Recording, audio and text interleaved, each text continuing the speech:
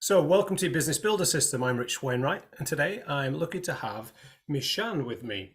I met Michanne in the NatWest Accelerator a few days ago, and when she shared with me what she does, I thought this is going to be a fantastic video for me to help introduce Michanne to you and to learn this, well, amazing service that she's providing. So rather than me steal too much of your thunder, Michanne, over to you to give us a little bit of background and introduction.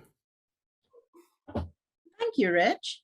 It was lovely meeting you a few days ago at NatWest as well. And thank you for this opportunity. I started MV Training and Investigation Solutions a little less than 6 months ago because I recognized there was a need to help SME businesses understand the UK trade regulations, particularly those around a very niche area called trade remedies. When we left the EU, we implemented our own trade policy regime. And there are particular regulations around that regime that haven't been well advertised, and businesses are missing out on an opportunity to, participate in what I think is very essential trade policy. So MV Training and Investigation Solutions actually does what it says on the tin. We provide training, and we also provide research and investigation support should you want to participate in any of the UK government's trade remedies investigations. Hi, and just before anyone switches off and goes, that can't be for me, the reason I was so interested in getting you onto one of these calls is because it can be for anyone, yeah? Yes, it can be for anyone who deals with importing or exporting any goods. It's a trade investigation is implemented by any government authority when there is a complaint made by domestic manufacturers that imports are competing unfairly against the domestic product. So the EU runs about, I would say, about 50 trade investigations a year.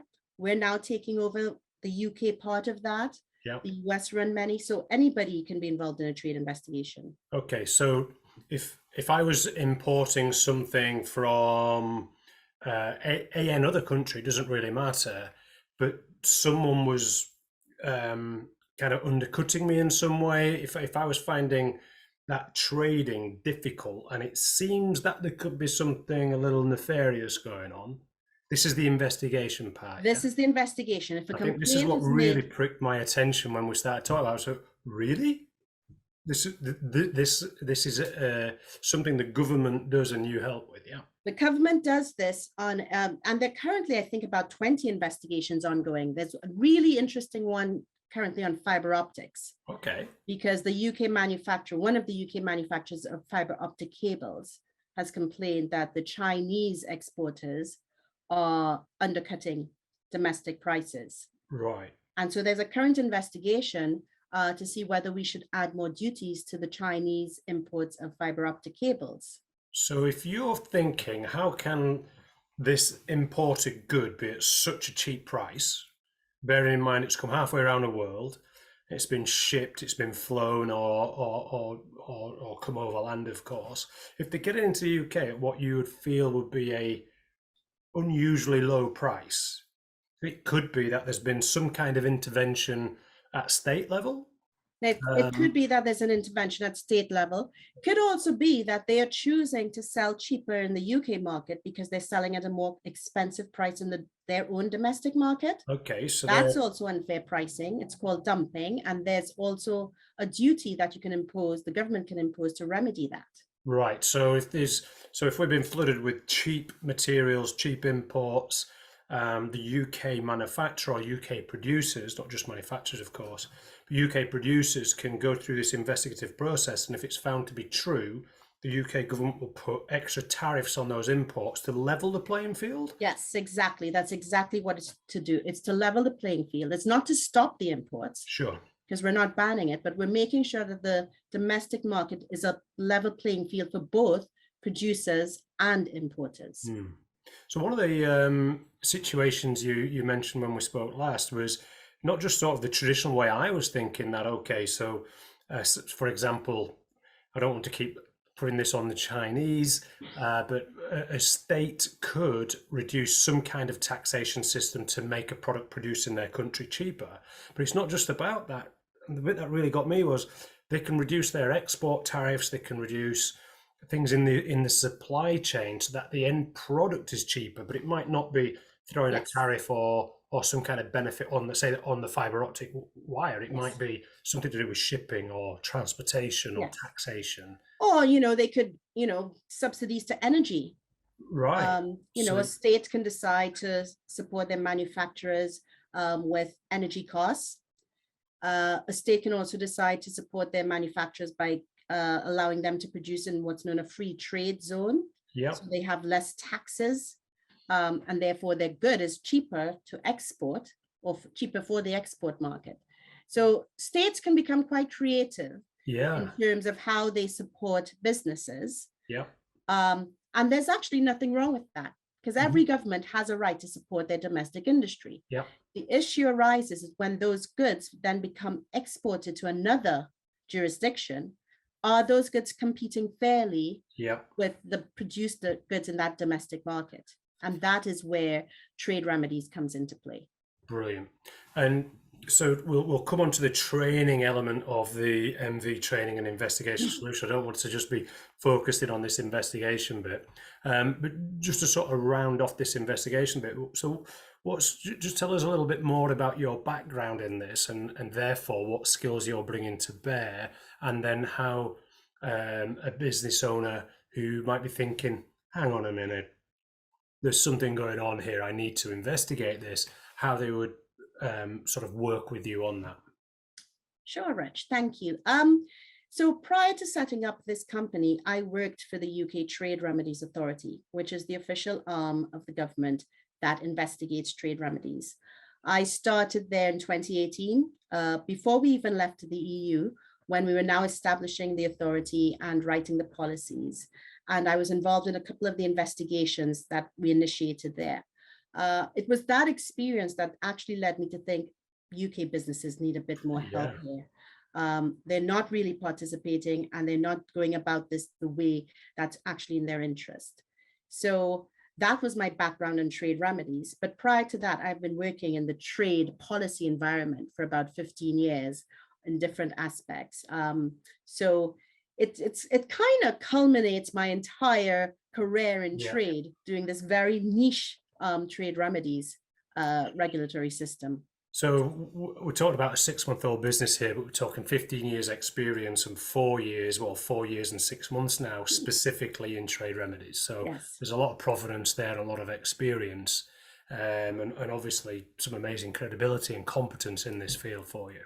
So sometimes when we get new businesses starting up, of course, the person's got a little bit of skill or a little bit of experience in it, but we're talking 15 years here. Yeah. Yes, we're talking a while, not to age myself, but it's been a while. Start very young. Yes, yeah, teen. Absolutely. Okay, so I suppose I was just going to move into how does someone engage with you about the investigation, but we can do that about the training and the investigation element then. So tell me a little bit more about the training element of the business. So I think that's the novel element of this business, because most consultants in trade remedies seek to represent their clients in specific investigations, and it's actually quite lucrative.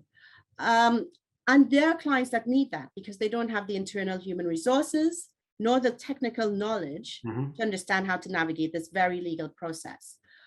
I'm bringing another element of support, which is the training. And training in that I want clients to understand what exactly are you fighting for, and what outcome are you seeking. So just to give an example, and this is not based on any specific case, and if it is, I didn't know about it, so I'm not divulging any secret information. But suppose British sheep farmers began to get worried because the wool they were selling was being undercut by imports from, say, New Zealand. And the knitted sweater manufacturers in the UK were now purchasing more imported New Zealand wool than British wool. British sheep farmers say we need to launch an investigation, and they get a successful outcome where we now put tariffs on New Zealand wool. And the domestic sweater knitters need to now purchase the British wool. There could be an unforeseen circumstance where now nobody starts buying the British sweaters because they're too expensive. Okay. So the sweater manufacturers have to buy the British wool, but they have to put up the price of their sweaters. Now nobody's buying the sweaters. And instead of just importing New Zealand wool, we're now importing New Zealand sweaters. Okay. Right. I So see. Yep. now we have no sweater industry, and the British wool producers, the sheep farmers, have no one to sell their wool to. So that's affected two elements of the supply So chain. so two markets have now been By trying to affected. protect one. Yes. And so it's those type of things that I think people do not understand when they're in the midst of an investigation. And when you bring in an external party to fight for your cause, they just care about that short-term win. Right. The long-term goals are not what a consultant is going to be interested in. Sure. And I think the UK economy, we're almost on the cusp of being this very, we've had a rebirth coming out of the EU. Things are changing, we're growing, and there are opportunities there that we may miss if we try and do things in the traditional way. Okay. So the training element of this is actually to get industry to understand these are the tools. How do you want to use them? Because there are different consequences to how you use these tools. And that's what I really want industries to understand. Maybe we need a little more engagement here rather than the traditional adversarial investigation process. And perhaps bringing a few more stakeholders from the length of the supply chain together rather than just that particular bit. Yes, let's have a wider discussion. And I think given the particulars of the UK market, we're a much smaller commercial market than the EU, the whole of the EU. So the way we go about things has to be slightly different. Yeah. And so that's my perspective, having worked at the Trade Remedy Authority, of how I saw the engagement happening, and why it probably didn't work for us as it would work if you were in Europe. Yeah. Okay. So I always like to ask the question is there a question I've missed asking here that you got there's a little bit that that I haven't asked a question for you to answer? I think you did ask the question, how would someone engage with me? Yep. And I didn't answer that. I just want to make sure I haven't missed something before I jump to that. Yeah. I think in terms of how to engage with me, if you're coming to find out what this is about and you're willing to sit down with me and discuss, okay, this is the situation, then I think, come to me as soon as possible. Don't wait until an investigation is actually initiated. Yeah. If you start hearing rumors, or if you hear that, a nearby territory has initiated an investigation, think, oh, maybe we'll have one here as well. So I would say come to me sooner rather than later, because then you have the time to prepare rather than react. A lot of people involved in trade remedy investigations are reactive, they're emotional, they're overwhelmed. Yeah. And that is never, I think, the perfect environment to find a solution. Yeah. So if you are, solution oriented and motivated to find what's best for the UK economy, I think I'm the person I'd be really keen to talk to you. So the government element of this, is there a charge to the government's investigative service, or is that just part of what the government provides to people in this situation? So the government doesn't charge anyone to participate. Yep. In the investigation. If you had an investigation you wanted to get launched, I'm assuming there's a complex government process. There is an application form, and there are details that the government needs by law to confirm in order to initiate an investigation. And this is where you can bring your skills to bear to help with that particular process. Yeah. Yes, so I can definitely help you navigate the very dense legal requirements and the tick boxes you need to fulfill in order to get your investigation launched. Or even if an investigation has happened and you want to participate, again, there are very specific forms you need to complete. And there's also specific arguments you need to make in a certain way. And I can help with that. Yeah. Brilliant. And you talked to me before a little bit about the timescales involved in the investigative service then. So there's the time to put the application together, and then there's a number of steps that the government go through, and that can take a period of time. So it is a case of speak with you very, very early, because this isn't like a 2-week thing. No, it's really interesting, because the investigation itself can take 12 months Right. or more. And that does create uncertainty in a market, because then the actors in the market don't know, well, our price is going to change in 12 months. Are they not going to change? When do we find out? How do we, what do we tell our customers? At the same time, for people who are participating in investigation, they've got a quick turnaround time of when they need to submit information. So normally if an investigation is launched, you've got 2 weeks to identify yourself as an actor, a participant. Right. And if you're given a form to complete, you normally have 30 days to complete a very dense form, which normally asks about 4 years of financial history. Okay. By products that you buy or sell. So it becomes quite time limited in that respect. So you do need to have, an awareness of what's going on, and also the ability to complete the necessary details in the time so that your arguments can be considered. I'm guessing, this is the gap in the market you've spotted, that this is a complex, time-consuming, but ultimately a rewarding experience for someone who gets a positive result from the investigation. It makes sense to do it properly, to set this up to get the best outcome possible by engaging with someone with your level of skill in this area then.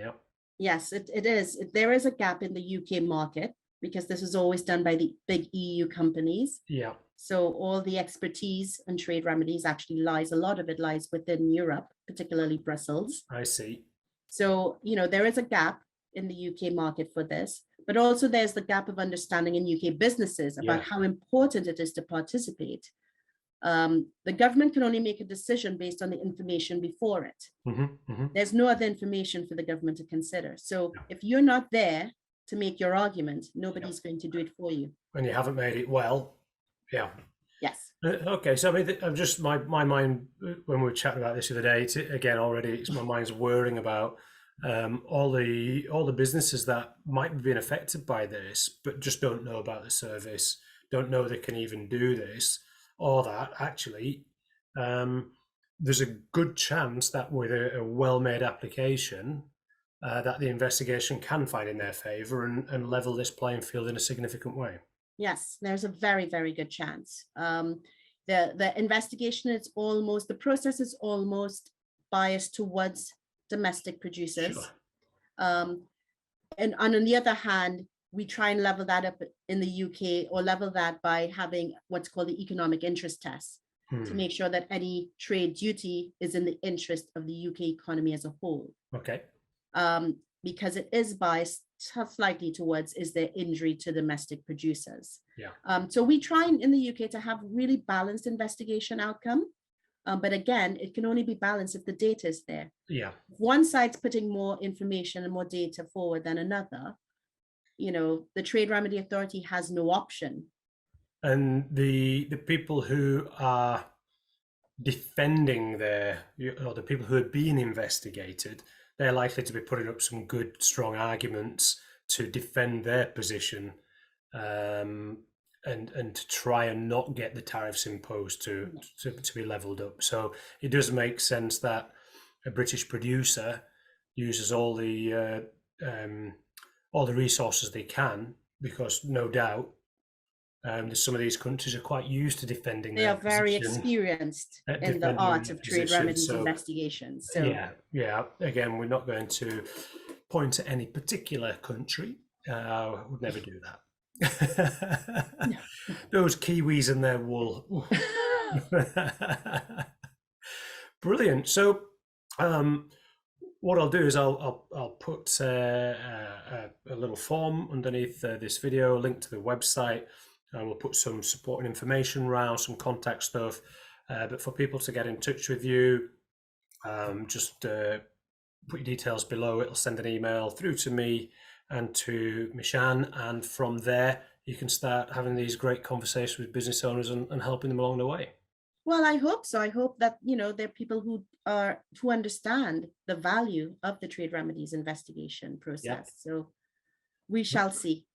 So if you want to learn more about it, if you'd like some training on it, some consultation around it, or indeed looking to get something investigated, give you a shout. Yes. Thank you, Rich. Brilliant. Anything else you'd like to add? No, I think that's enough for now. Super. Well, as we go on and we work together more in the future, we may add some extra information to this. We may even shoot another video or lengthen it in some way. But I'm looking forward to working with you over the coming months and supporting with your business. And yeah, let's see what we can do to help British business. Thank you very much. Thank you very much, Rich. Pleasure. Bye for now. Okay, bye.